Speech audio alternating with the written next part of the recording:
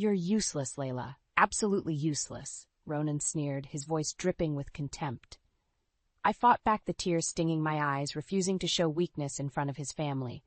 7 months pregnant, I had felt a wave of dizziness wash over me and needed to sit down. Instead of concern, my husband's reaction was filled with disdain. Look at her, can't even stand up straight carrying my child. Ronan's parents, Mason and Layla, remained stone-faced, offering no defense. The rest of the family averted their eyes, an uncomfortable silence filling the room. It was supposed to be a celebratory dinner, bringing the extended family together before the baby's arrival. But like most family gatherings, it became another exhibition of Ronan's cruelty towards me. Your grandchild, I corrected him sharply. Or did you forget I'm carrying your daughter? Ronan rolled his eyes. If it was a son, it might actually be worth something. Gasps rippled through the room, but Ronan seemed unfazed by his callous remark. I felt a sharp kick from my unborn daughter, as if she could sense her father's indifference. Mustering all my strength, I rose to my feet, steadying myself against the table. How dare you diminish the value of your own child before she's even born? Ronan barked out a laugh. Value? You've contributed nothing of value, Layla. I'm the one who built this family, this company. What have you done besides be a dead weight? His words cut deep, dredging up years of belittling comments, demeaning behavior I had endured. But this time felt different. A line had been crossed. As I looked around at his family's impassive faces, I realized they didn't see me as one of their own, just a vessel for Ronan's heir, at least until he decided I had outlived my use. That's when I caught Sienna's eye from across the room. My sister-in-law offered a subtle nod of solidarity, the hint of a defiant smirk playing across her lips. In that moment, I knew she recognized Ronan's manipulation for what it was, toxic and abusive. You're right, Ronan, I said steadily. I haven't contributed anything of value. I paused, letting the weight of my next words sink in. Not to you, at least. His brow furrowed in confusion as I turned my focus to the rest of the family. But this child, this daughter you've already dismissed, she is valuable. She's my future, a future free from any of you. The room fell into an uneasy hush as I mustered every ounce of conviction. I'm done being treated as worthless. My daughter and I deserve better. With that, I strode out of the room, the dull roar of Ronan's objections fading behind me. A weight had lifted, and for the first time in a long while, I felt in control of my own destiny. The path ahead was uncertain, but no longer would I accept being diminished and devalued. After years of allowing Ronan's toxic presence to define me, I was finally ready to redefine myself and show my daughter what it truly means to be a woman of strength. No more complacency or fear, only determination to rise above. In the days following that fateful dinner, I found myself questioning everything about my marriage to Ronan. His callous disregard for our unborn daughter laid bare the true depths of his cruelty and lack of empathy. This man, who was supposed to be my partner for life, had reduced me to little more than an object, a disposable vessel for producing his heir. But I was done being disposed of. That night, after leaving his vitriolic family behind, I had marched straight to the home office and began digging into our finances. What I uncovered shook me to my core. Evidence of Ronan's rampant financial mismanagement and deceit that spanned years. Hidden offshore accounts, falsified business records, illegal money trails, all carefully obscured. You lying snake, I muttered, poring over the damning documents. Just then I heard the telltale click of his study door opening. Well, look who's still awake burning the midnight oil. Ronan sauntered in, arf thinly veiled derision lacing his words. I figured you'd be too busy wallowing after your little tantrum the other night. My hands trembled with rage, clutching the financial records like a shield. You're one to talk about tantrums. Your own toddler outbursts have funded this. I shoved the documents towards him. Care to explain all this, dear husband? Ronan's eyes widened as he flipped through the incriminating pages. For a split second, panic flashed across his face before his expression contorted into one of snide amusement. Finally did some digging, did you? He chuckled darkly. I'll give you this much. You're not as big of an idiot as I thought. Don't play dumb with me, I spat. I know about the money laundering, the shady business deals, all of it. You've been lying to me from the start. Ronan simply shrugged, unperturbed. So, Those were necessary evils to get to where I am now. All you had to do was play the role of the devoted little wife. But you always did have trouble following directions. His brazen admission, devoid of any morsel of guilt or shame, was like a viper's strike to my heart. How could I have been so blind, so utterly naive to the depths of Ronan's moral depravity? You selfish, heartless bastard, I seethed, fists clenched. Did you ever love me at all? Or was I always just a means to an end in your grand game of lies and deceit? A cruel smirk played across his thin lips. Now you're catching on, but you're giving yourself too much credit, pet. You were a convenient accessory, a pretty ornament to adorn my winning success story. Nothing more. White-hot anger flooded my veins as the weight of his treachery washed over me in waves. This man didn't deserve an ounce of my loyalty or affection, not after everything he'd done, all the ways he'd betrayed and belittled me. And in that moment, I made a vow to myself and to my unborn daughter. I would bring this whole rotten edifice crashing down around him. Ronan wanted to see me as worthless, as nothing more than a means to an end. Fine, I would show him just how ruinous being underestimated could be. Rising to my feet, I met his cold stare with white-hot defiance blazing in my eyes. You're going to regret the day you ever crossed me, Ronan. This. I waved the documents with contempt. All of this is going to be your undoing. No more hiding, no more lies. I'm going to make sure everyone sees you for the soulless snake that you truly are. Ronan let out a contemptuous bark of laughter, seemingly unfazed by my declaration of war. But I could see the slightest flicker of uncertainty in those beady eyes of his. Good, the first embers of fear had been stoked. My path was now clear. It was time to rally my forces, gather my allies, and enact the grand unraveling of Ronan Jacobs' carefully cultivated lies. The reversal of his ill-gotten fortunes was going to be deliciously karmic, and I would be the orchestrator of his downfall, just as he had been the architect of my dehumanization.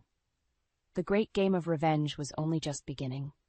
In the aftermath of my explosive confrontation with Ronan, I found myself at a crossroads. His web of deceit surrounding the family business was so intricately spun, taking him down would require more than just my resolve. I needed an inside source, an ally with intimate knowledge to counteract his uncle's shadowy machinations. That's when Sienna entered the picture. My sister-in-law had been sidelined by Ronan and the family elders for years, deemed too headstrong and independent for their antiquated tastes. But her marginalization shielded her from their corruption, allowing her to see the rot festering at the core with striking clarity.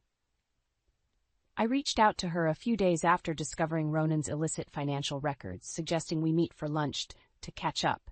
Sienna, ever perceptive, seemed to sense the weight behind my request. "So what's really going on, Layla?" she asked once we were seated at a quiet cafe, her eyes narrowed with cautious curiosity. "This can't just be a social call after what went down at your dad's place."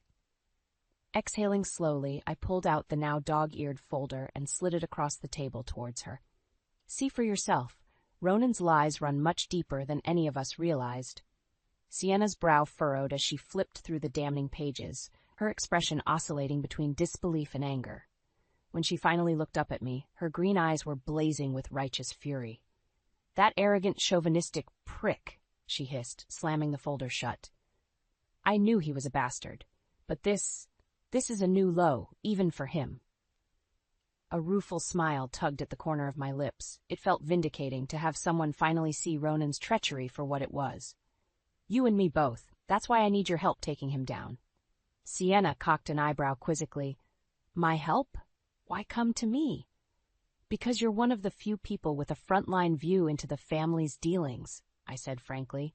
"With your insight into their illegal activities, we'd have a better chance of exposing Ronan's lies and watching the whole corrupt edifice crumble." For a long moment, Sienna studied me appraisingly before letting out a bitter chuckle. "Gotta hand it to you. You've got a set of steel ovaries going up against Ronan like this." Her gaze turned flinty, burning with years of repressed resentment towards my husband and his family. "I'm in. It's high time that misogynistic prick got taken down a few pegs." Relief washed over me, knowing I had a co-conspirator, and a fiercely capable one at that. With Sienna's insider knowledge combined with my evidence, we would be an undeniable force to be reckoned with. "So what's the plan?" she asked, leaning in conspiratorially. How do you want to dismantle this cancer infecting our family? A feral grin spread across my face as I laid out my initial strategy. Lawsuits, information leaks to the press, back-channel communications to law enforcement, nothing was off the table. Like Jenga pieces, we would systematically extract the foundational blocks underlying Ronan's empire until the entire decrepit tower came crashing down around him. Sienna listened intently, offering insights and recommendations along the way. Our partnership was quickly solidifying into a potent alliance, two wronged women joining forces to enact poetic justice. You know there's no turning back after this, right? Sienna cautioned once I finished laying out my plan. Ronan's going to come after us, after you, with everything he has left. I felt my daughter kick insistently from within my womb, as if lending her strength and conviction to my cause. With a resolute nod, I met Sienna's gaze head-on. Let him try, I said, cold determination lacing my voice. I'm done running scared. It's time for Ronan to learn what happens when you back a mother into a corner. Sienna flashed me a wolfish grin, her eyes glinting with feral approval. Well then, let's make that bastard pay. And with that, the gears of our intricately weaved con were set in motion. Ronan's downfall was now inevitable. He just didn't know it yet. With Sienna as my co-conspirator, the wheels were in motion to demolish Ronan's empire of lies and deceit. But exposing him wouldn't be a simple task. We needed to lay the groundwork meticulously, shoring up our defenses while weakening his position through strategic strikes. Over the following weeks, Sienna and I became a well-oiled machine. She provided insider intelligence on the family's illegal dealings, while I leveraged my financial evidence to start building a comprehensive case against Ronan. Money trails, damning documentation, back-channel whispers to law enforcement, everything was falling into place. I also began lining up allies in preparation for the inevitable battle to come. Some were easy to recruit, like Sienna's younger brother Caleb, who had long resented Ronan's boorish behavior. Others were more hesitant, but the weight of the evidence against my husband ultimately proved convincing. This is some heavy stuff, Lay, Jen, my best friend since childhood, muttered as she pored over the paper trail detailing Ronan's fraud. You know he's going to fight this tooth and nail, right? That's the plan, I replied grimly. He's going to realize just how big of a mistake it was underestimating what a woman's scorn can accomplish. Jen shook her head in disbelief. I knew that asshole was a piece of work, but money laundering? Illegal business dealings? Jesus. Her gaze turned serious as she looked up at me. You sure you're ready for the fallout that comes with taking him down like this? He could try to take everything. Your money, the baby. My hand instinctively went to my swollen belly as I felt my daughter shift inside me. That was the entire crux of this mission, wasn't it? To ensure she would never have to suffer the same toxic mistreatment I had endured. To build her a life free of Ronan's poisonous influence. He doesn't get to decide what's best for my child, not anymore, I said firmly. If he wants a war, he's going to get one, and I don't intend to lose. Jen studied me appraisingly for a long moment before giving a resolute nod. Then you've got my full support. Let's take that bastard down. With more allies rallying to the cause, our efforts started bearing fruit. A scathing expose in the local paper cast scrutiny on Ronan's business affairs. Anonymous tips triggered preliminary IRS and SEC investigations. I could sense the walls closing in around him, his confidence gradually fracturing. It all came to a head one evening when Ronan stormed into the house, his face contorted into a mask of frothing rage. You just couldn't leave well enough alone, could you? He snarled, violently slamming his briefcase onto the table. You had to go and poke your nose where it didn't belong. I stared at him impassively, cradling my pregnant belly. That's rich, coming from you. I'm simply bringing your shady dealings into the light. You conniving little bitch! Ronan's sudden roar made me flinch. You think you've won? That you can take everything I've built and destroy it on a whim? He closed the distance between us, his meaty hand gripping my arm in a vice-like grip. I'll bury you before you can take one more step, do you hear me? This family, this life, it's all mine. You're nothing. His spittle flew in my face as I met his crazed stare with steely defiance. We'll see about that. With a disgusted grunt, Ronan shoved me away and stormed out, leaving me to rub the spot where his fingers had dug into my flesh. I felt my daughter kick anxiously, as if she could sense the tension and rage radiating off her father. "Don't worry, sweetie," I murmured, gently rubbing my belly to soothe her.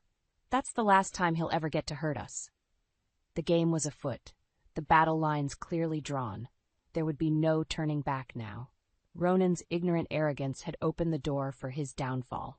Soon, very soon, everything he'd schemed and clawed for would be ashes at his feet. And from those ashes, I would rise, his conquering phoenix, mercilessly guiding the path of his self-immolation. Despite Ronan's blustering threats, Sienna and I refused to let up the pressure. With our meticulous groundwork laid over the past weeks, all we needed was the right catalyst to detonate the explosive truth and bring the full force of our retaliation crashing down. That spark arrived in the most unlikely of places, a goddamn family event, of all things. It was one of those obnoxious high society galas the Jacobs clan used for thinly veiled vanity showcasing. A garish display of old money and entitlement under the guise of charity that made my skin crawl. Ronan, desperate to maintain appearances, had all but demanded my attendance, claiming it would soften the growing PR onslaught against him. So there I was, 7.5 months pregnant, squeezed into an uncomfortably tight dress and trotted out like some grotesque show pony to help resuscitate my husband's wilting image. The hypocrisy was galling, but I played along, for now. The night itself was a sordid parade of self-congratulatory speeches and pathetic social climbing, exactly as I'd expected. I found myself growing increasingly lightheaded and nauseous, thanks to a combination of my condition and the sickeningly opulent atmosphere. "Sienna, I need some air," I muttered, struggling to conceal my discomfort. "Being around these vapid vultures is making me ill." "You just say the word and we're out of here," she replied with a reassuring squeeze of my arm. "This whole charade is utter bullshit anyway." Nodding gratefully, I excused myself from the overcrowded ballroom and made my way towards the balcony doors, each step feeling heavier than the last. I was nearly there when a grimy hand clamped around my elbow, whipping me around forcefully. "Just where do you think you're going?" Ronan sneered, his tuxedo hanging open sloppily and his breath reeking of whiskey. "Your little disappearing act is going to make us look bad." I wrenched my arm free from his grasp, defiant anger flaring. "Us? Don't flatter yourself, Ronan. You're the only one with an image to protect here, and at great cost, it seems." He threw his head back with a contemptuous bark of laughter. "Oh, spare me the self-righteous melodrama, would you? I'm doing what's necessary to maintain the family legacy." "Your legacy is mired in lies and illegal money, you degenerate." I shot back, fighting the wave of dizziness washing over me. "How many more laws do you plan to break, just to feather your filthy nest?" Ronan's face contorted in an ugly sneer. "Watch your tone when speaking to me, you ungrateful whore." The vile insult was cut off as a searing pain lanced through my abdomen, forcing me to double over with a strangled cry. Instantly, the room started spinning sickeningly as I clutched at my stomach. "Oh God, something's wrong." I whimpered through gritted teeth, panic seizing my chest. "The baby. I think she's coming." For one infinitesimal moment, Ronan's scowl slipped just enough for the briefest flicker of concern to register on his face. But it was quickly extinguished as his mask of disdain slammed back into place. "Of course you'd choose now for this pathetic drama queen act," he growled, making no move to help me. "Just another attention grab like always." I could scarcely believe his callous reaction through the haze of agony racking my body. "Ronan, please. I need help." From somewhere behind me, I heard Sienna's urgent voice calling my name as she rushed to my side. "Layla! Oh my God! What's going on?" Her eyes went wide with panic as she quickly assessed the situation. "We need to get you to a hospital now." Ronan simply stood back, arms folded across his chest, with a sneer of derision painted across his smug features. "Don't bother," he spat venomously. "She's clearly just trying to stir up another scene. Pathetic even for you, Layla." White-hot rage cut through the pain as Sienna helped me up, glaring daggers at my wretched husband. "You heard the lady. She needs medical attention, asshole!" she shouted, somehow managing to steady my trembling form. "Are you really that much of a bastard that you're going to let your own child suffer?"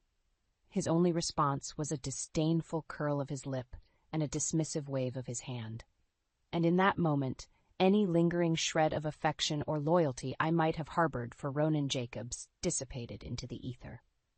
Through the tumultuous storm of agony and mounting rage, one thought rang out with piercing clarity. This petty, narcissistic monster could no longer be allowed to slither through this life unchecked. Not after everything he'd done, every reprehensible betrayal and cruelty I had endured at his hands. As Sienna half-carried, half-dragged me out of that wretched gala, the air thick with horrified murmurs from onlookers, I knew with every fiber of my being that there would be no quarter given, no more playing by his rules, operating within his corrupt boundaries.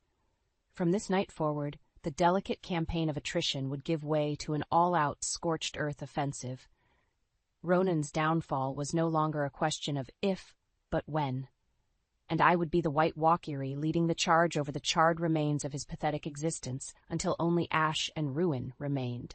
After the disastrous gala where Ronan so callously disregarded my health and our unborn child's well-being, any pretense of civility between us disintegrated into acrid dust. With Sienna's help, I had been rushed to the hospital, the doctors just barely managing to halt my premature labor.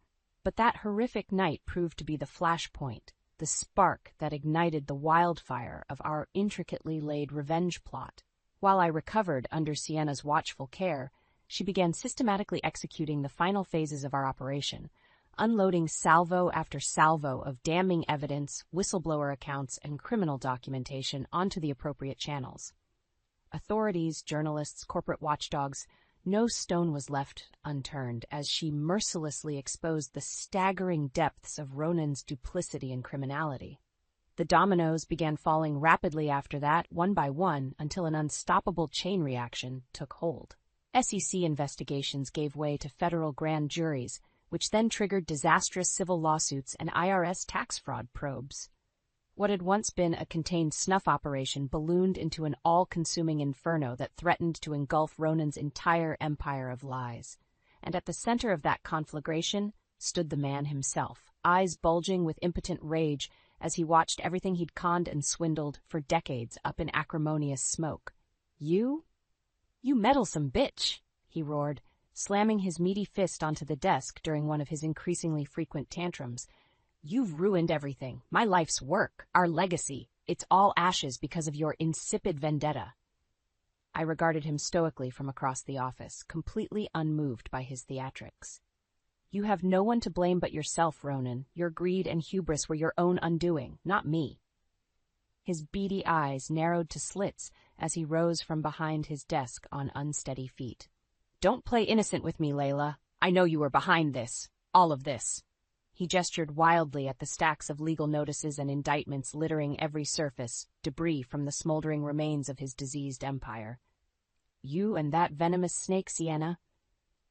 We simply exposed the truth you worked so hard to bury, I countered coolly. Did you really think you could run this criminal farce indefinitely without any consequences? Ronan bared his teeth in an approximation of a snarl as he closed the distance between us. Up close, I could smell the reek of cheap whiskey and nervous sweat wafting off his disheveled form, a pitiful shell of the formerly sleek, intimidating con man whose fear I had lived in for so many years. You arrogant little...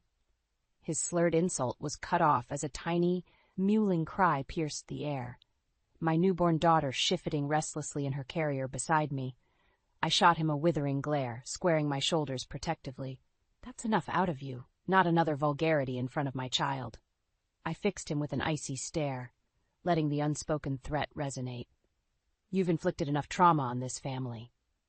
For a long, tense moment, we simply stared each other down, the snarling, feral beast backed into an inescapable corner, and the predator calmly observing its final throes. At last, Ronan seemed to wilt beneath the weight of crushing defeat clouding his gaze.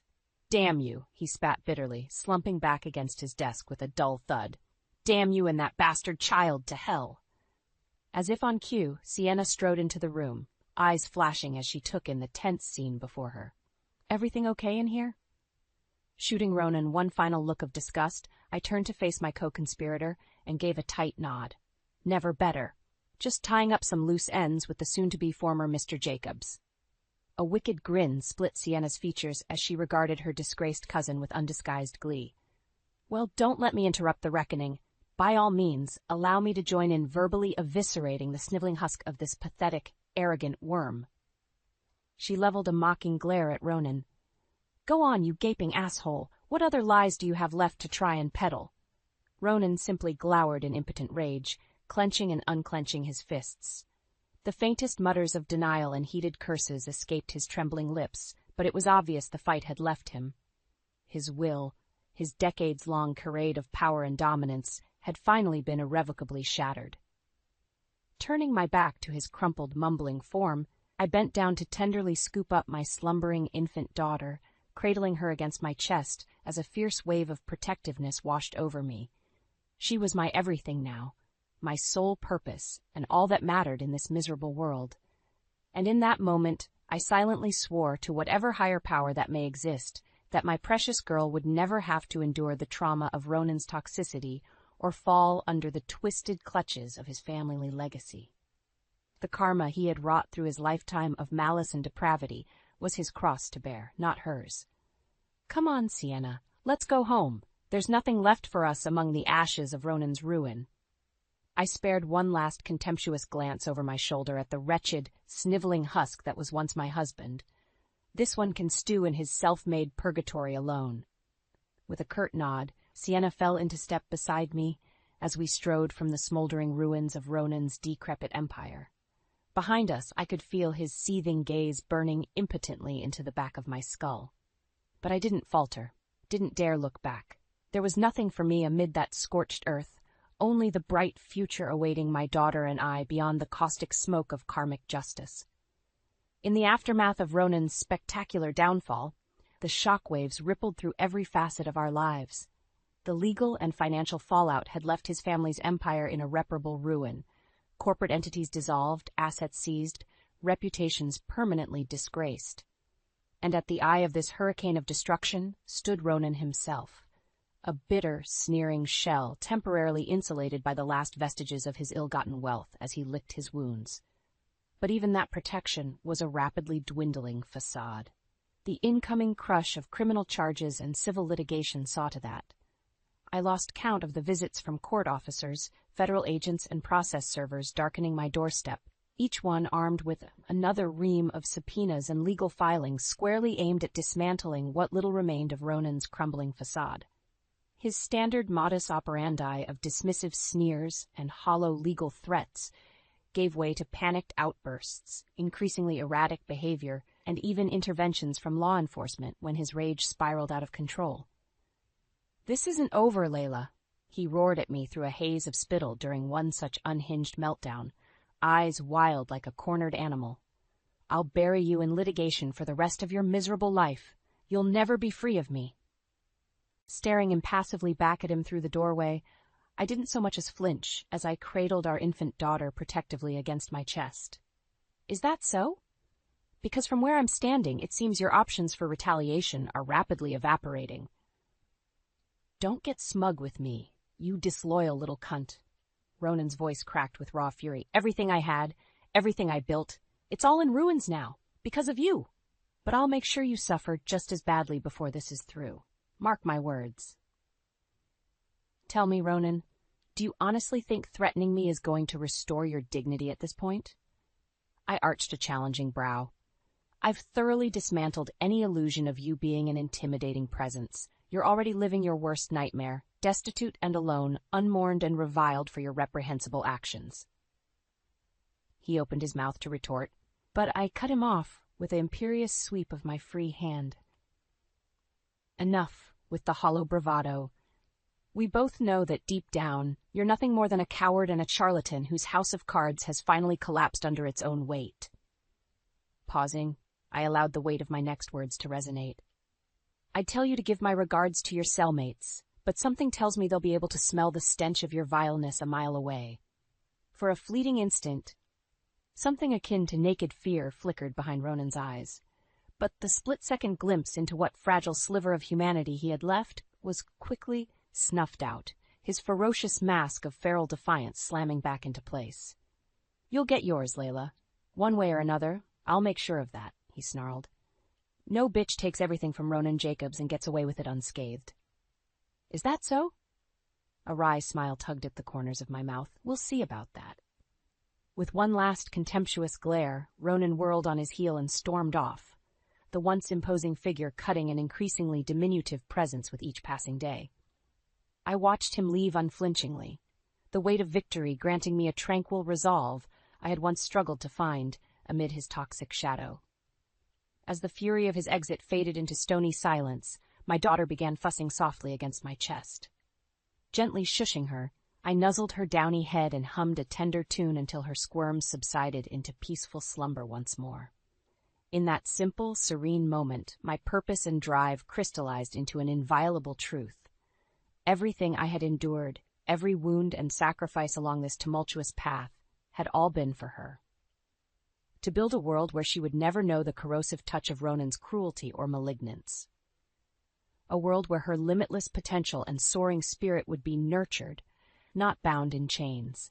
It was then that I made an irrevocable vow, one that would guide the next phase of mine and my daughter's shared journey towards healing and vindication. I'm going to make sure that he spends the rest of his empty days withering behind bars where he belongs, I murmured, pressing a gentle kiss to my little girl's head. And in doing so, I'll cleanse every last vestige of his poison from our lives. You'll never have to know the person I was before you came along, sweetie. For far too long, the scales had been tipped decisively in Ronan's favor, my light perpetually eclipsed by the suffocating gravity of his toxicity. But in dismantling his vile empire through ruthless, strategic strikes, the karmic rebalancing had begun. Now it was time to reject his cancerous influence entirely and reclaim my destiny as the self-actualized woman and mother I was always meant to become. No more entertaining his hollow legal threats or humoring his pathetic machinations from the sidelines. No more relics from the life he had claimed for me through subjugation and fear. It was time for Ronan Jacobs to at long last reap the full consequences of his cruelty and deception, without mercy or compromise.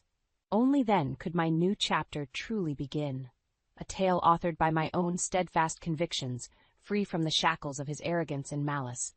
As the first rays of dawn crested over the horizon, my path forward was bathed in brilliant clarity. There would be no steering from this inexorable road, no wavering amid the scattered ashes of Ronan's shattered reality. The metamorphosis was complete. Like a phoenix born anew from the purifying annihilation of his transgressions, my wings were finally unfurled and poised to carry us both into a future of boundless possibility. And this time there was no force in existence that could extinguish the radiant flame of justice and redemption blazing before us. The days and weeks following Ronan's disgrace blurred together in a whirlwind of activity as I systematically extricated every remaining tentacle of his poisonous presence from our lives.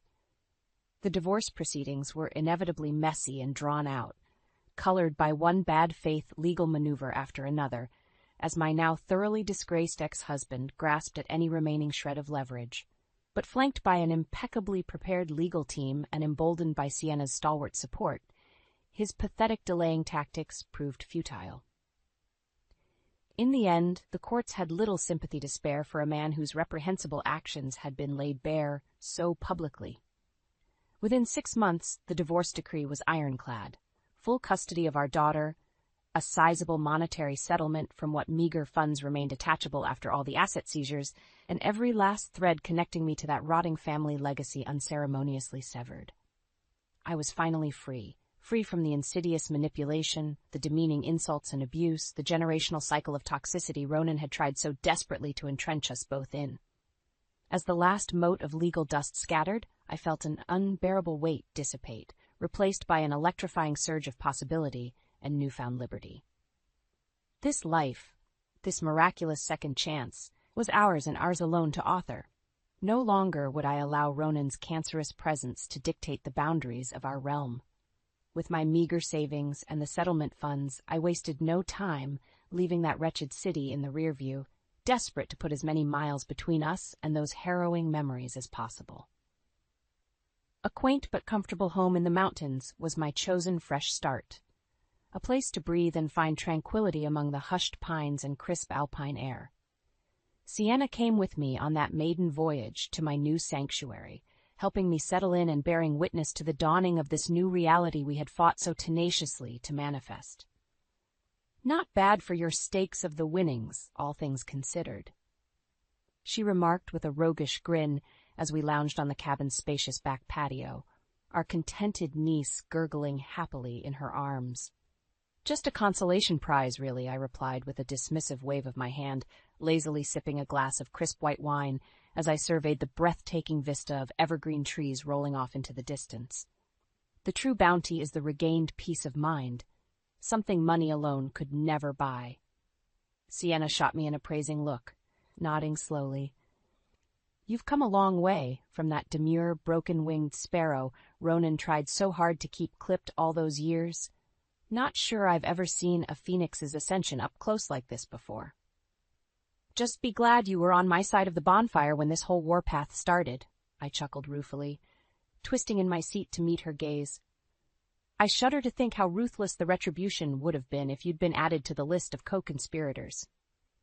We shared a loaded look, one that spoke volumes to the depths of conviction and camaraderie that had driven our crusade of righteous vengeance over these past months. My unlikely ally had become an indispensable confidant and comrade in arms through the harshest throes of Ronan's sinister downfall. A true sister in every sense of the word. But enough about that narcissistic shit stain. I'm over the moon just to be putting that whole cancerous saga behind me, Sienna declared with an emphatic clink of her glass against mine. "Here's to breathing that crisp, rejuvenating mountain air and never having to look over our shoulders again." "I'll drink to that," I said with a contented sigh, leaning back to bask in the warmth of the mid-afternoon sun filtering through the trees. For the first time in a long while, I truly felt at peace. Over the ensuing months, I steadily regained my footing and settled into my new normal of single motherhood, with Sienna's unflagging moral and logistical support by my side every step of the way. There were still days where I would be struck by sudden pangs of loathing or repressed trauma over all Ronan had put me through, phantom echoes of his scathing taunts and demeaning insults rattling like pinballs through my psyche. Yet with every passing week, those haunting whispers grew more faint, more powerless against the brilliant blaze of self-actualization and fulfillment illuminating my path forward. Gradually, steadily, I rediscovered the pieces of the woman I had once been, before Ronan's poisonous influence had so thoroughly leached her ambitions and self-worth down to empty husks. With my daughter as my unbridled source of inspiration and Sienna's sage guidance, the core pillars of my identity were steadily being rebuilt from the ground up. I dove headfirst into pursuing the high-stakes financial career I had abandoned when the Jacobs clan asserted their odious sway over my life's trajectory. The fire to establish myself as a singularly brilliant market analyst and consultant raged hotter than ever before. Within 2 years, I had clawed my way back into the cutthroat arena of high finance, rapidly establishing a hard-won reputation as a fierce, savvy negotiator with an incisive and unflinching market instinct. Seemingly overnight, my fledgling boutique consultancy went from a homespun side hustle to a force to be reckoned with on the national stage. "You've got a preternatural gift for this stuff, you know?" Sienna remarked in an odd tone one evening as I exited yet another lucrative teleconference, 6 figures richer for an hour's worth of counsel. "The sheer brass one's on you to step back into this shark's den after everything you went through."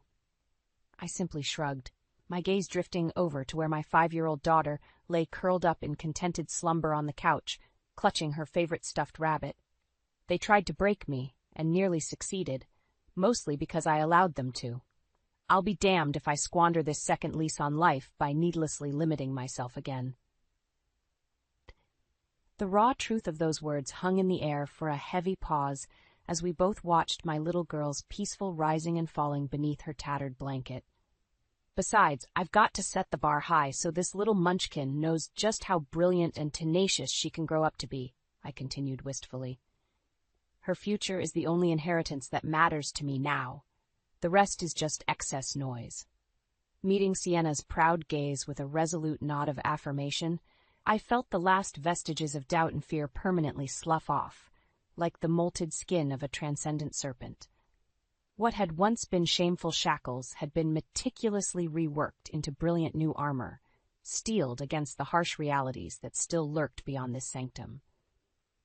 Because out there in that tumultuous world, the specter of Ronan Jacobs and his ilk still festered. Venal, vicious aberrations perpetually locked in conflict with the strength and integrity I now embodied. And while his individual chapter had been scribed into ignominious history, that eternal crusade waged on in others. But I was more than ready to face those battles anew with a cleansed spirit and crystalline clarity of purpose, to uplift and cultivate that divine spark of potential until it erupted into an all-consuming wildfire, burning away every last mote of indignity and fear. No more poisoned births or anguished gasps for air amid that choking miasma of societal toxicity.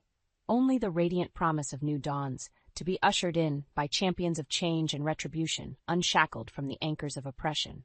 Because on that day, standing at the precipice of our boldly reclaimed destiny, I was no longer prey, just the merciless apex predator, continually reborn in a blaze of glory. The day my parents drained my college fund, they didn't even tell me to my face.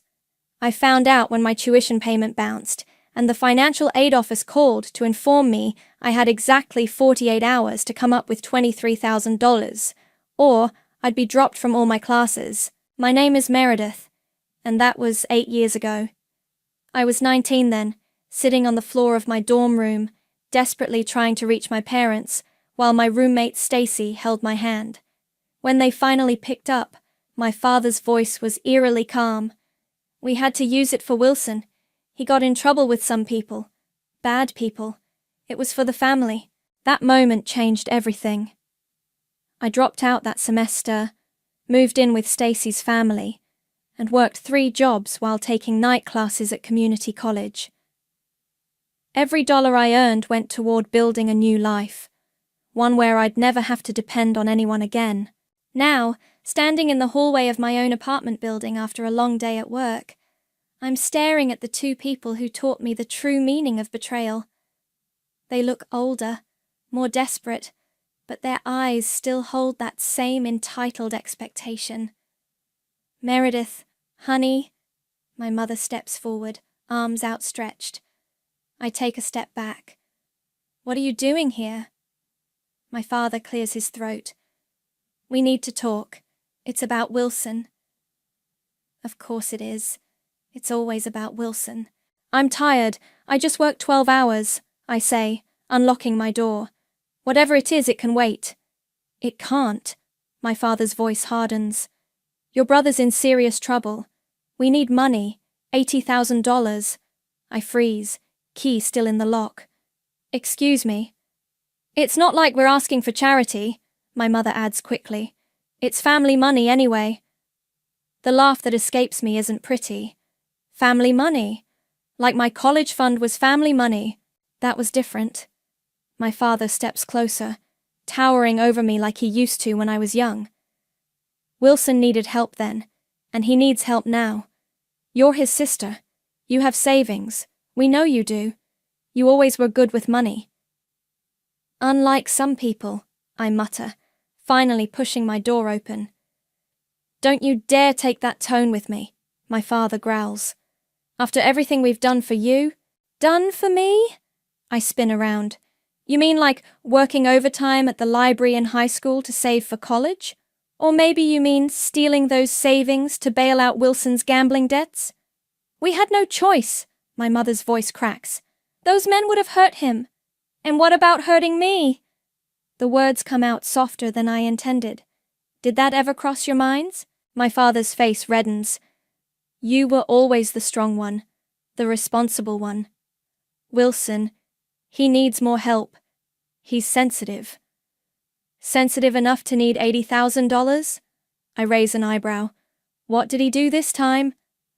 They exchange glances. My mother wrings her hands.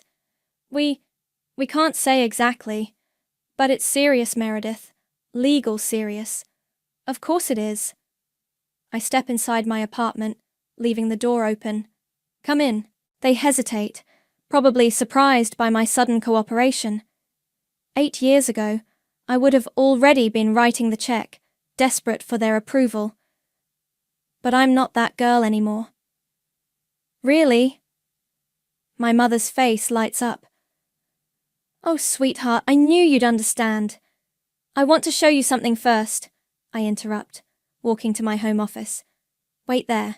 I hear them whispering in my living room as I retrieve the manila envelope I've kept ready for this exact moment.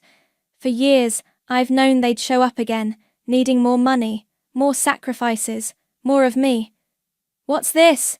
My father demands when I hand him the envelope. Open it.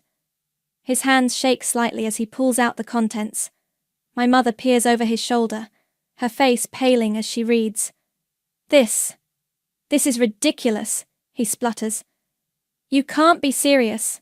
Every dollar you took from my college fund, with 8 years of calculated interest, I say calmly. Plus, documented emotional damages and legal fees. The total comes to just over $100,000. Legal fees? My mother's voice rises. What legal fees? I smile, and for the first time, I see fear in their eyes. Did you really think I'd let you walk back into my life without protection? My lawyer drew up those papers months ago. I've just been waiting for you to show up. You ungrateful little... My father starts forward, but I hold up my phone, already recording. I'd think very carefully about your next move, I say quietly. Because if you keep pushing me, the restraining order goes into effect first thing tomorrow morning. The silence that follows is the sweetest sound I've heard in years. My father's face turns an alarming shade of purple as he flips through the pages. This is extortion, he sputters, waving the documents. You can't possibly expect us to pay this. Actually, I can. I move to my kitchen counter, maintaining a safe distance. Every withdrawal is documented. Every date, every amount. Even the paperwork you forged to access my account. Forged? My mother's hand flies to her chest. Robert, what is she talking about? I pull out a folder from my desk drawer. Would you like to see the bank records, Mom? How about the signature comparison? I particularly enjoy page 6, where Dad tried to copy my handwriting. You were barely 18, my father snaps. That money was under our control. I was 19, and legally it wasn't. But please, keep talking. My recording app is loving this. A memory flashes.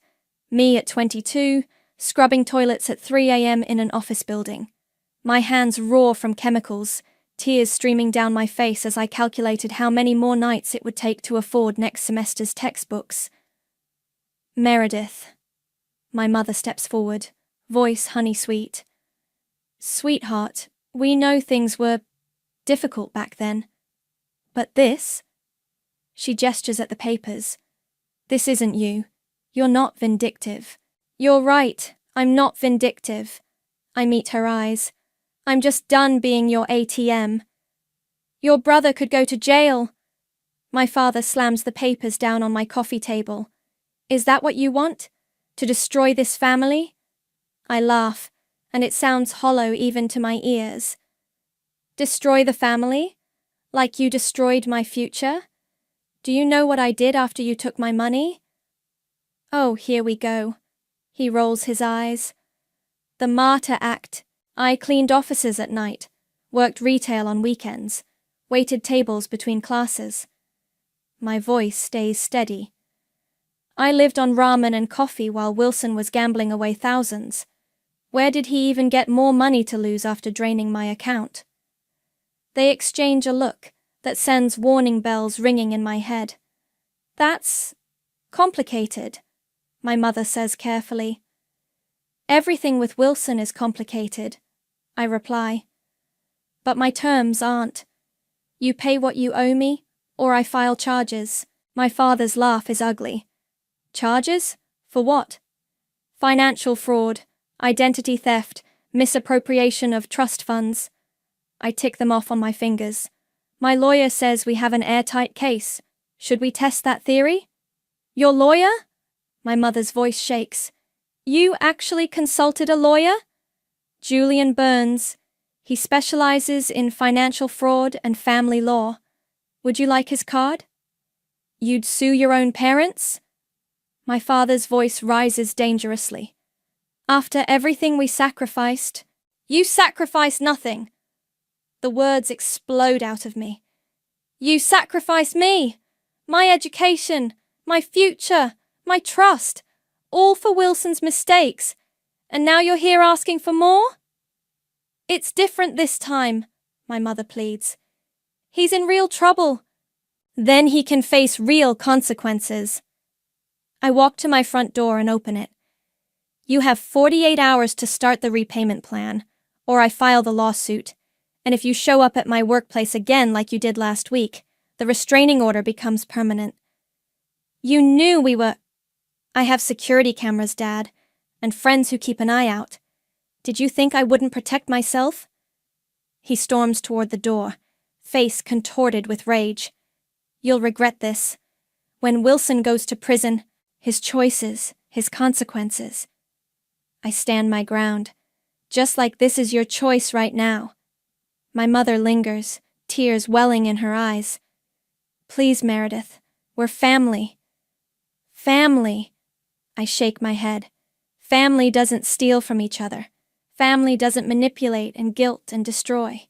You taught me that. After they leave, I sink onto my couch, hands shaking as I reach for my phone. I dial a familiar number. How'd it go? Stacy answers on the first ring. They showed up, just like you predicted. And? I did it. Showed them the papers. Stood my ground. I take a deep breath. Wilson's in trouble again.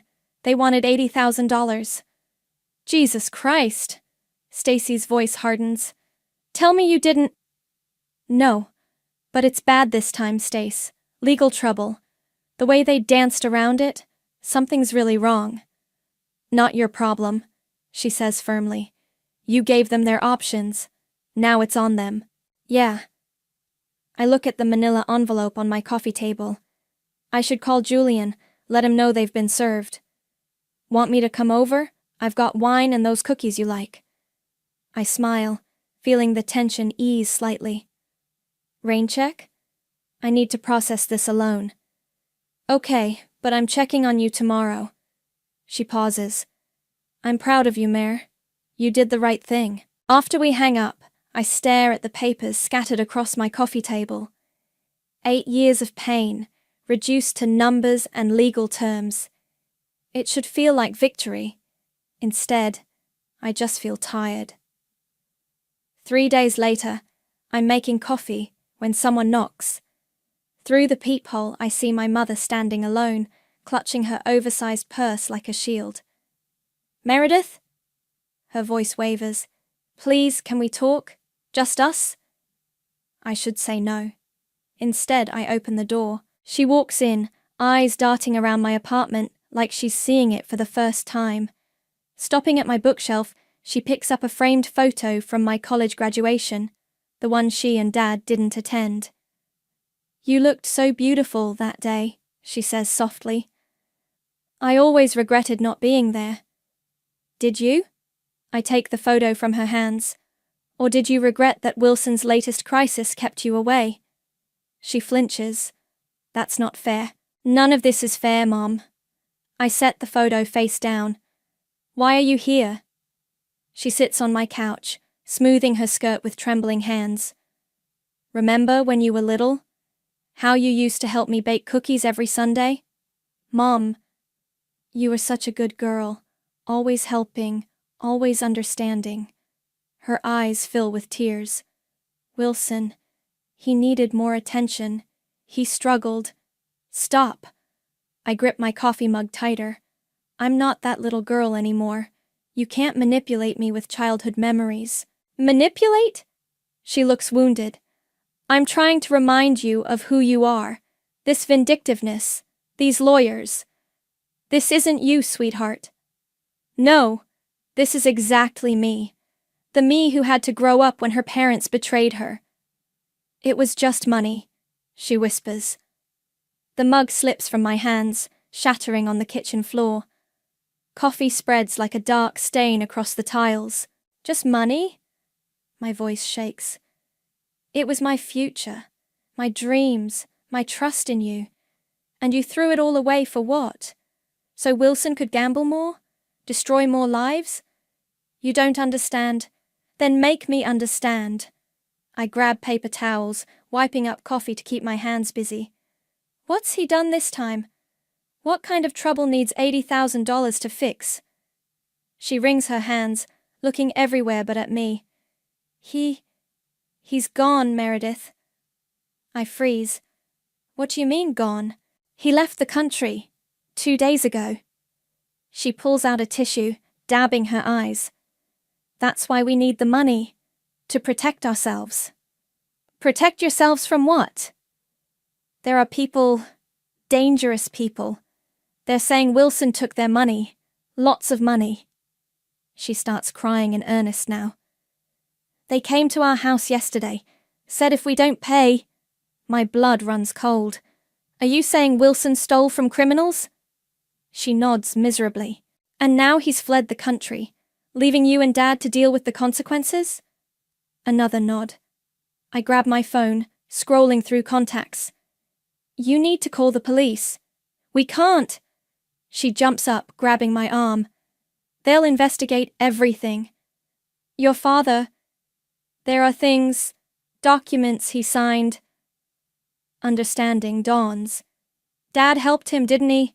That's why you're both so desperate. She doesn't answer, but her silence speaks volumes. Get out. My voice is ice. Meredith, please, get out. I yank my arm away. You're not here because you love me. You're here because you need me to clean up your mess again. Well, guess what? I'm done being your safety net. They'll take our house, she sobs. Everything we've worked for. Everything you stole from me, you mean? I open my phone, dialing. Hi, Julian. It's Meredith. I need you to come to my apartment. Now. My mother backs away. What are you doing? Getting ahead of this before it destroys what's left of my life. I look her straight in the eye. I'm filing the lawsuit today. And if any of Wilson's dangerous people show up at my door, I'm calling the FBI. You'd do that? To your own family? Family? I laugh bitterly. A family protects each other. They don't steal, lie, and manipulate. They don't abandon their daughter when she needs them most. She reaches for the door, shoulders slumped. I thought, if I came alone, if we could just talk. You thought wrong. I pick up the broken mug pieces from the floor. Tell Dad I meant what I said. 48 hours to start repayment. Or I file everything. After she leaves, I call Stacy. They crossed a line, I tell her, voice shaking. Wilson's fled the country, left them holding the bag with some very bad people. Holy shit, she breathes. What are you going to do? I look at the face-down photo on my bookshelf, remembering that girl who graduated despite everything they did to stop her. I'm going to make them face consequences, I say. Real ones this time. Want backup? Always. I take a deep breath. And Stacy? Thank you for being the family I chose. Always, she echoes. I'll be there in 20 minutes. Don't start the revenge plotting without me. For the first time today, I smile. Julian's office smells like leather and coffee. He spreads documents across his desk while Stacy and I sit across from him, watching as he pieces together my parents' financial maze. Something's not adding up, he mutters, tapping his pen against a bank statement. The withdrawals from your college fund total $93,000, but Wilson's documented gambling debts were only $50,000. I lean forward. What are you saying? I'm saying there's $43,000 unaccounted for. He slides a paper toward me. Look at these transactions. They continued months after Wilson supposedly paid off his debts. Stacy points to a series of numbers. These withdrawals are weird too. Always the same amount, same day of the month. Like payments, I whisper. But to whom? Julian pulls up his computer screen. Your parents refinanced their house around the same time. Took out a massive loan against the equity. He frowns. And there's something else. The loan officer's signature. I've seen it before. Where? On documents from 3 other cases I've handled, all involving suspicious loans, all connected to a private lending company called Apex Financial. My stomach drops. You think Wilson was involved with them? I think, Julian says carefully, your brother might have been doing more than gambling. These patterns suggest money laundering. Stacy grabs my hand. Keep going, I tell Julian. He pulls out more papers.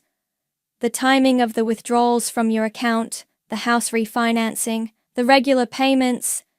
It fits a pattern we see with organized crime. They use legitimate businesses and family accounts to clean dirty money. And my college fund? What was that really for? Initial buy-in, maybe. Or covering losses when something went wrong. He looks at me seriously. Your parents might not have just been enabling Wilson's gambling. They might have been helping him commit serious financial crimes. My head spins. That's why they're so desperate now, why they need exactly $80,000. Probably a payment they owe. Julian nods. And with Wilson gone, they're on the hook for it.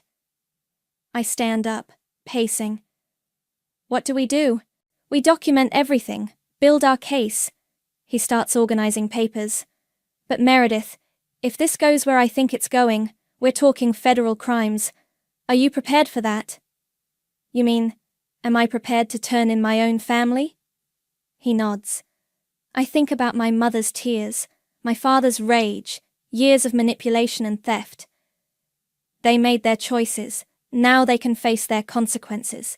I'll need bank records going back 10 years, Julian says. And any communications you have with Wilson about money. I saved everything, I tell him. Every text, every email. I knew someday you'd need proof, Stacy finishes softly. Julian hands me a USB drive. Put everything on here. And Meredith? Be careful. If I'm right about Apex Financial, these aren't people you want attention from. Back at my apartment, Stacy helps me dig through old emails while I forward texts to Julian. Look at this, she says suddenly, pointing at her screen. An email from Wilson 3 years ago. He's asking you to invest in a business opportunity. I lean over. I remember that. He wanted me to put up $20,000 for some import-export company. Read the company name. My blood freezes. Apex Trading Partners. He was trying to rope you in, Stacy says quietly. Make you complicit. My phone buzzes. A text from an unknown number. My hands shake as I read it. Family business should stay in the family. Back off, little sister. Stacy reads over my shoulder. That's it. I'm calling the police. No. I forward the text to Julian. We do this right. Build the case. Get everything documented. And then, I think about that scared 19-year-old girl, crying in the financial aid office. About years of working multiple jobs, of rebuilding my life from scratch while my family helped Wilson destroy his. And then we bring it all down. Every last lie, every scheme, every crime they helped cover up. I start typing a response to Julian. They want to talk about family money. Let's show them exactly what happens when family business comes to light. Stacy hugs me tight. You're the strongest person I know, you realize that? I lean into her embrace, watching my screen as Julian's response comes through. Meeting tomorrow, 9 a.m. Bringing in a federal contact. Time to go nuclear. Not strong, I tell Stacy. Just done being a victim. My phone buzzes again. Another unknown number. Your parents owe us money. Don't make their problem your problem. I block the number, hands steady now. They think threats will make me back down, make me fold like that obedient daughter they used to know. They have no idea who I've become. Are you sure about this? Stacy asks as we pull up to the coffee shop. Meeting Wilson's ex could be dangerous. Chloe agreed to talk, I say, scanning the parking lot. She might be the only person who knows what Wilson was really doing. Inside, we spot her immediately, blonde hair pulled back, nervously shredding a napkin. She jumps when we approach. You look just like him, she blurts out. Same eyes. I sit across from her. Thanks for meeting us. I shouldn't be here. Her fingers drum against her coffee cup. If certain people find out I'm talking to you, we can protect you, Stacy says, sliding over a business card. My law firm specializes in witness protection cases. Chloe laughs bitterly. You don't know what you're dealing with. Wilson, he wasn't just gambling. The whole thing was a front. A front for what? She leans forward, voice dropping. He worked for Apex. Started as a recruiter, finding desperate people willing to take out loans, but then he got promoted. To what? Collections. She shivers. He'd brag about it when he was drunk. How they'd use family pressure points, kids' college funds, parents' retirement accounts, anything they could leverage. My coffee turns sour in my stomach. The money from my college fund probably went straight to Apex. She pulls out her phone, scrolling through photos. Look at this. Wilson sent it to me last year, showing off his business success. The image shows Wilson in an expensive suit, standing next to a sleek car. But it's the building behind him that catches my eye. Apex Financial's logo, clearly visible. He said your parents were in on it, Chloe continues. Your dad helped process loan applications, made everything look legitimate.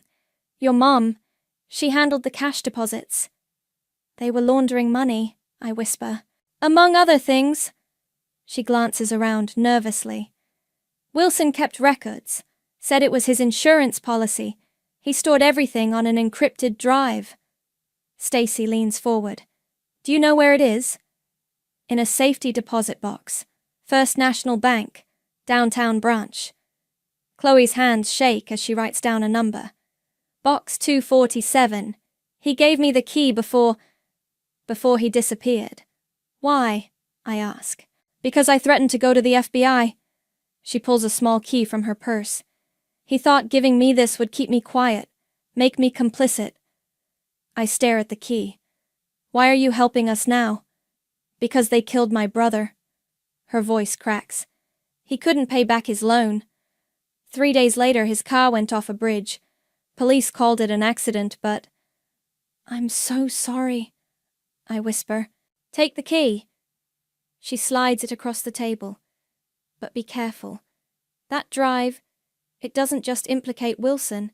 It names everyone involved with Apex, including your parents. My phone buzzes. A text from Julian. Federal agents want to meet. Tomorrow morning. Chloe, Stacy says gently, would you be willing to make a statement to federal investigators? She pales. I can't. They'd know it was me. We can protect you, I promise. My lawyer, the FBI. They can help. Like they helped my brother? She stands abruptly. I've told you what I know. The drive has everything else. Just promise me one thing? What?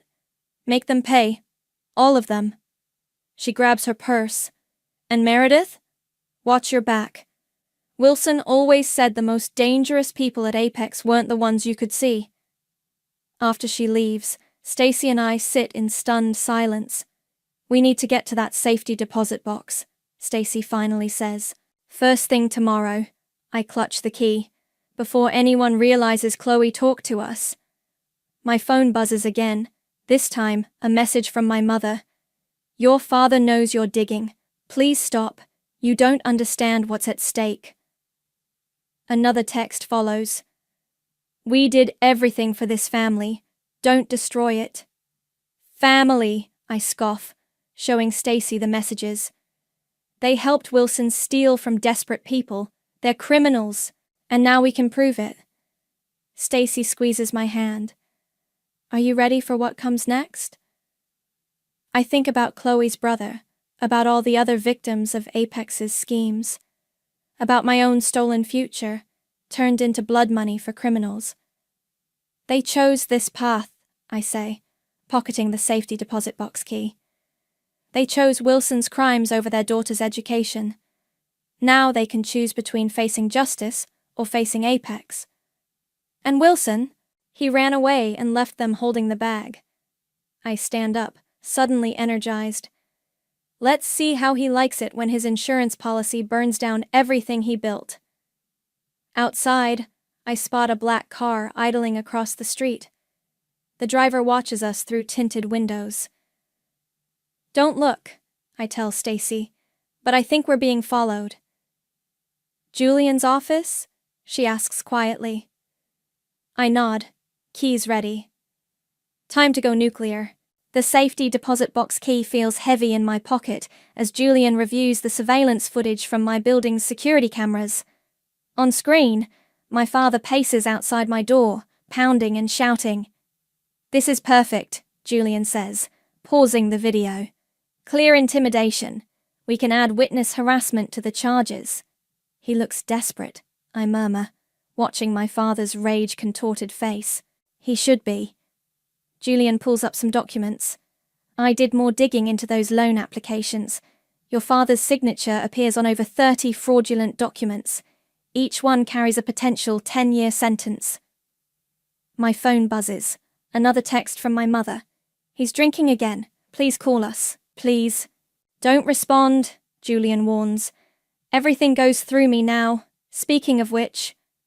He slides a document across his desk. The federal agents are ready to move on Apex, but they need your statement first. A knock at the door makes us all jump. Julian's assistant pokes her head in. Sorry to interrupt, but there's a woman here insisting on seeing Meredith. Says she's from the bank. My blood runs cold. First National? Yes. She says it's about a safety deposit box. Julian and I exchange looks. How did they know? Someone's watching us, Stacy says quietly. They must have seen Chloe give you the key. Send her in, Julian decides, hitting record on his phone. The bank representative is young, nervous. Ms. Sherman? I'm Amanda from First National. There's been some activity concerning Box 247. What kind of activity? Someone tried to access it this morning. When they couldn't, they became aggressive, threatened our staff. She wrings her hands. We're required to notify box holders of any security concerns. Did this person give a name? Robert, she says. He said he was your father. My laugh sounds hollow. Of course he did. We've contacted police, but... She hesitates. Given the circumstances, we recommend removing your belongings as soon as possible. Julian stands. We'll go now. And Amanda? We'll need copies of all security footage from today. At the bank, 2 security guards escort us to the vault. The box opens with a click, revealing a single USB drive. That's it? Stacy whispers. All this drama for that? Sometimes the smallest things carry the biggest weight, Julian says, carefully bagging the drive. Let's get this somewhere safe. We're halfway to the exit when I hear his voice. Meredith, my father storms across the lobby, face purple with rage. Security moves toward him, but he keeps coming. You think you can destroy this family? He shouts. After everything we've done for you? Sir, please step back, a guard warns. Done for me? I turn to face him. You mean like stealing my future? Or helping Wilson run his criminal enterprise? You ungrateful little... He lunges forward, but the guards grab him. You're making a scene, Dad. I keep my voice steady. Just like you did at my apartment. How's that restraining order looking now? Your brother trusted us, he spits. We protected him. And now you're going to destroy everything? No, you destroyed everything. The moment you chose his crimes over your daughter's education. We had no choice. You had every choice. I hold up the USB drive. And now everyone will know exactly what choices you made. His face goes from purple to white. What's on that drive? Everything. I step closer. Every loan, every scheme, every person you and Wilson destroyed. How many families lost their homes because of you, Dad? How many lives did you help ruin? You can't prove. Wilson kept records. I cut him off. His insurance policy, remember? Guess he didn't trust his family as much as you thought. Security starts pulling him toward the exit. He struggles, shouting, "You'll regret this. When they come for their money, let them come." I watch as they drag him out. I'm not afraid of bullies anymore. You taught me that. Outside, Julian hurries us to his car. That display will help our case, but we need to move fast. Once they realize we have the drive, they'll come for it, Stacy finishes. My phone lights up with a message from an unknown number. You have something that belongs to us. Last chance to play nice. They're not going to stop, I say quietly. No, Julian agrees. But neither are we. The FBI is standing by. One word from me, and this all goes public. I think about my father's face when he saw the drive, about my mother's tears and manipulation, about Wilson, running away while leaving everyone else to face his consequences. Do it, I tell Julian. Release everything. Are you sure? Once this starts, I'm sure. I watch the bank disappear in the rearview mirror. They wanted to talk about family money? Let's show them exactly what happens when family secrets come to light. Julian makes the call as we drive away. In the distance, sirens begin to wail. The endgame has begun. The courthouse buzzes with tension as I take my seat beside Julian. Across the aisle, my parents huddle with their lawyer, looking smaller than I've ever seen them. My mother keeps dabbing her eyes with a tissue, while my father stares straight ahead, jaw clenched. Ready? Julian whispers. Before I can answer, the bailiff calls out, "All rise!" The judge enters, a stern-faced woman who wastes no time getting to business. We're here for both criminal charges and civil proceedings. Let's start with the restraining order. My father's lawyer stands. Your Honor, this is a family matter that's gotten out of hand. My clients threatened their daughter at her home and workplace, Julian interrupts, holding up a tablet. We have video evidence of Mr. Roberts' intimidation attempts. The footage plays, my father screaming outside my apartment, his confrontation at the bank. The judge's expression darkens. The restraining order is granted, she announces. Now, regarding the criminal charges. My mother breaks into loud sobs. Please, Meredith, don't do this to us. Mrs. Sherman, the judge warns, control yourself or leave my courtroom. Julian presents the USB drive's contents. Spreadsheets, emails, loan documents, all meticulously organized by Wilson. The evidence is damning. Years of fraud, money laundering, and extortion, all flowing through Apex Financial. Your Honor, Julian says, my client's college fund wasn't just stolen. It was used to finance criminal activities. The defendants knowingly participated in. The courtroom doors burst open. Everyone turns to see two FBI agents escorting a familiar figure. Wilson. He's handcuffed, his designer suit wrinkled, his face unshaven. Our eyes meet, and he has the audacity to wink. Sorry we're late, Your Honor, one agent announces. Mr. Sherman was apprehended trying to cross the Canadian border.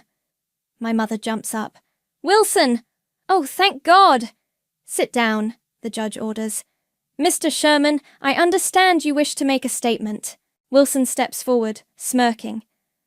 Actually, Your Honor, I have a deal with the federal prosecutors. Full immunity in exchange for my testimony against Apex's leadership. You rat! My father explodes. After everything we did to protect you. Order! The judge slams her gavel. Sorry, Dad, Wilson shrugs. Business is business. Should have taught me better family values. Julian stands. Your Honor, Regardless of Mr. Wilson's deal with federal authorities, my client's civil suit stands. The theft of her college fund was all their idea, Wilson interrupts, pointing at our parents. They suggested using Meredith's money to buy into Apex. Said she'd never know. My mother wails. My father lunges toward Wilson, but court officers restrain him. I've heard enough, the judge declares. On the civil matter, I'm ruling in favor of the plaintiff.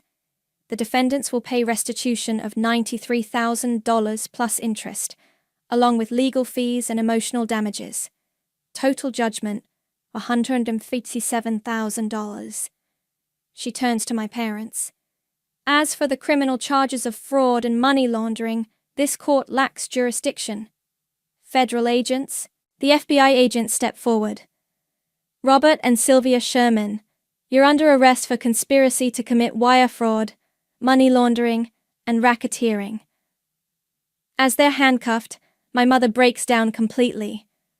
Meredith, please, don't let them take us. You did this to yourselves, I say quietly. Every choice, every lie, every time you chose Wilson over me. Wilson chuckles. Always so dramatic, little sister. But hey, at least you got your money back. This was never about money. I stand facing him. This was about justice. For me, for Chloe's brother, for every family you and Apex destroyed. Speaking of Apex, Julian interjects, federal agents are raiding their offices as we speak. Your insurance policy proved very useful, Wilson. Wilson's smirk falters. The judge gavels one final time. Court is adjourned. Remove the defendants. As they're led away, my father turns back. You've killed us. When Apex's people find out, they already know. I cut him off. And they're too busy being arrested to worry about revenge. Outside the courthouse, Stacy waits with coffee and open arms. I collapse into her embrace, finally letting tears fall. It's over, she whispers. Not quite. I wipe my eyes, watching my family being loaded into separate police vehicles. The federal trials are next. But you won, she insists. You got justice. Julian joins us, holding more papers. The bank accounts are frozen, but once the assets are released, you'll get your restitution. Plus, the feds might have witness protection for your parents. Not my problem anymore, I say firmly. They made their choices. Now they can live with them. As we walk away, my phone buzzes one last time, a text from Wilson. Well played, sis. But remember, karma works both ways. I delete it without responding. He's right about one thing. Karma does work both ways. And today, it worked in my favor. My apartment feels different tonight. Quieter, somehow. I pour a glass of wine and settle on the couch, staring at the stack of newspapers on my coffee table. The headlines scream about Apex Financial's collapse, about dozens of arrests, about millions in stolen money recovered. My phone rings. Julian. Just got word, he says without preamble. Your parents took a plea deal, 5 years each, reduced from 15. And Wilson? Witness protection. He'll testify against Apex's leadership next month. He pauses. Are you okay? I search for the right word. Free. After we hang up, I open the manila envelope that started everything. The documents inside tell a story of betrayal, of stolen dreams, of justice finally served. But they're just papers now, not weapons. A knock at the door makes me tense until I hear Stacy's voice. Pizza delivery for the warrior princess. She bustles in with food and more wine, plopping down beside me. What's all this? Evidence, bank statements, court documents. I shuffle through them, trying to decide what to do with them. Burn them, she suggests around a mouthful of pizza. Like in those revenge movies where the hero dramatically tosses everything into a fire. I don't have a fireplace. Details. She grabs the papers. But seriously, why keep them? It's over. You won. Did I? I take another sip of wine. My parents are going to prison. Wilson's in witness protection. The family's destroyed. The family was destroyed long ago, she says softly. The moment they chose Wilson's crimes over your future. My phone buzzes. A text from Chloe. They arrested the men who killed my brother. Thank you. Another message follows. Your parents' testimony helped crack the case. See? Stacy points at my phone. Something good came from all this. Justice isn't just about revenge. I never wanted revenge, I realize. I wanted accountability.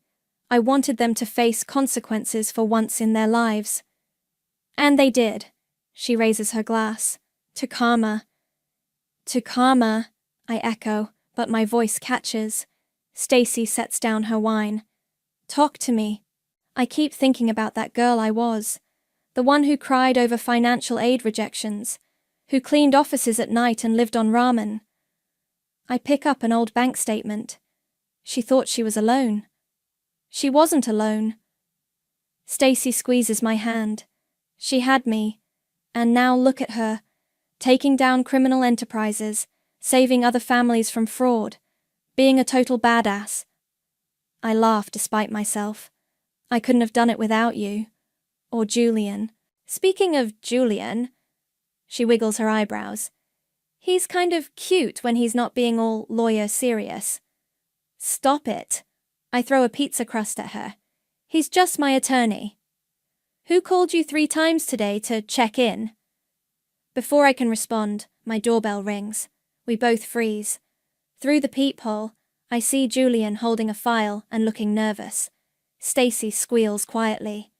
I'll use the back door, she whispers, gathering her things. Call me later. Julian seems surprised when I open the door. Sorry to come by so late. I had some papers for you to sign and... He spots the wine and pizza. Oh, you have company. Had company. Stacy just left. I wave him in. What papers? Final settlement documents. And... He pulls out an envelope. This came to my office for you. Inside is a letter from my mother, her handwriting shaky. Meredith, I'm sorry. Not for getting caught, but for failing you. For choosing Wilson's schemes over your dreams. For not being the mother you deserved. I can't undo the past. But I testified to give you the justice you fought for. It's not enough, I know. Nothing ever will be. Love, Mum. Are you okay? Julian asks gently. I fold the letter carefully. I will be. I look at the scattered papers on my coffee table. Help me clean this up? Together, we sort through years of evidence, organizing everything into a single folder labeled Closed. What will you do now? He asks. Live. I close the folder. Build something new. Maybe help other families avoid what mine did. I could use a consultant, he offers. Someone who understands financial fraud from the inside. Are you offering me a job? I'm offering you a purpose. He smiles. And maybe dinner.